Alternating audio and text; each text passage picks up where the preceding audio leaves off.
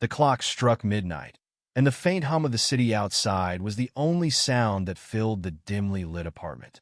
Adrian sat on the edge of the couch, his fingers tapping nervously against his knee. The air was thick with tension, a quiet storm brewing beneath the surface. He glanced at the door, then at the clock again. It wasn't the first time she'd been late, but something about tonight felt different. Something final. When the door finally creaked open, the scent of alcohol and perfume wafted in before she did. Elena stumbled inside, her heels dangling from one hand, her hair slightly disheveled. She didn't even look at him as she dropped her bag onto the floor and kicked off her shoes. Adrian's jaw tightened, but he kept his voice steady. "Elena," he began, his tone calm but laced with exhaustion. "Do you even realize what you're doing? This isn't just about coming home late. You're pushing me away. I've been patient, but you're not acting like a married woman anymore." She turned to him, her eyes glazed but sharp with defiance. A lazy smirk spread across her face as she let out a bitter laugh. "Oh, please," she scoffed, her words slurring slightly. "You think I need you? Do you really think you're that special? Plenty of men want me. If you leave, I'll replace you the next day." Adrian felt his chest tighten, but he didn't let it show.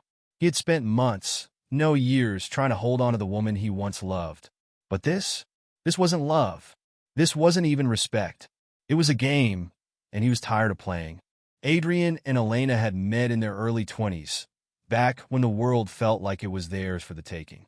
They were the kind of couple people envied, the ones who seemed to have it all. Late-night drives, deep conversations, and dreams that stretched as far as the horizon. When they got married, it felt like the natural next step. They were going to build a life together, travel the world, maybe even start a family someday. For a while, it was perfect. Adrian was building his business from the ground up, working long hours and making sacrifices, but he always made time for Elena. He surprised her with flowers, planned spontaneous date nights, and listened to her dreams as if they were his own. She was his priority, his anchor in the chaos of life. But slowly, things began to change. At first, it was subtle. Elena started talking about needing more me time, about focusing on herself. Adrian supported her. He believed everyone needed space to grow. But then, her words took on a different meaning. She began to prioritize herself above everything else, including their marriage. She stopped asking about his day, stopped caring about their plans, and stopped trying altogether. Yet, she still expected him to treat her like a queen. Adrian tried harder. He bought her gifts, perfume, flowers, even the expensive handbag she'd been eyeing for months. But nothing worked. Her smiles were hollow, her gratitude forced. She was slipping away, and no matter how much he reached for her, she kept drifting further. That night, when she told him she didn't need him, something inside Adrian snapped. Not in anger, but in clarity. He realized he couldn't save someone who didn't want to be saved. The woman he had married was gone, replaced by someone who saw him as disposable. The next morning, Adrian made a call to the best divorce lawyer in town. He wasn't interested in dragging things out or fighting over material possessions. He just wanted a clean break. The legal process was swift. No kids, no shared assets to argue over. Adrian didn't even show up for the final meeting. He let his lawyer handle everything, and once the papers were signed, he disappeared. At first, Elena seemed relieved. She posted on social media about new beginnings and knowing her worth. She jumped back into the dating scene, cycling through men who were eager to entertain her, but not commit. The attention she once thrived on began to feel hollow, and slowly, her confidence started to crack. Adrian, on the other hand, chose a different path. He threw himself into his business, focusing on growth and success. He hit the gym, ate better, and took care of himself in ways he had neglected for years. He learned to be alone without feeling lonely, and in doing so, he found a strength he didn't know he had. Years later, their paths crossed again in a department store. Adrian was picking up a few things when he turned a corner and saw her. Elena stood there, holding a shopping bag, her eyes wide with surprise.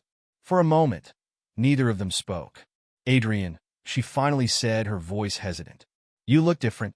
He smiled politely. "Life's been good." They exchanged small talk, but Adrian kept it light. He wasn't rude, But he wasn't giving her what she was hoping for. When she suggested they catch up sometime, he smiled and said, maybe, but he knew they wouldn't. That chapter of his life was closed. Days later, she reached out with a casual text. Against his better judgment, Adrian replied. The conversation picked up slowly, filled with nostalgia and small talk. But when she suggested meeting for dinner, Adrian declined. Not out of anger or bitterness, but because he had finally given himself the closure he needed. Looking back, Adrian realized that love alone wasn't enough. Trust, respect, and mutual effort were the foundation of any relationship. He had spent years trying to hold on to someone who didn't value him, but in the end, he found his greatest strength in letting go. Sometimes the best revenge isn't revenge at all. It's simply moving on, becoming the best version of yourself, and letting them watch from a distance. And that, Adrian decided, was exactly what he would do. What would you do if you were in Adrian's shoes? Have you ever had to walk away from someone you loved? Let us know in the comments. If you enjoyed this story, don't forget to like, comment, and subscribe for more real-life tales. Until next time, take care.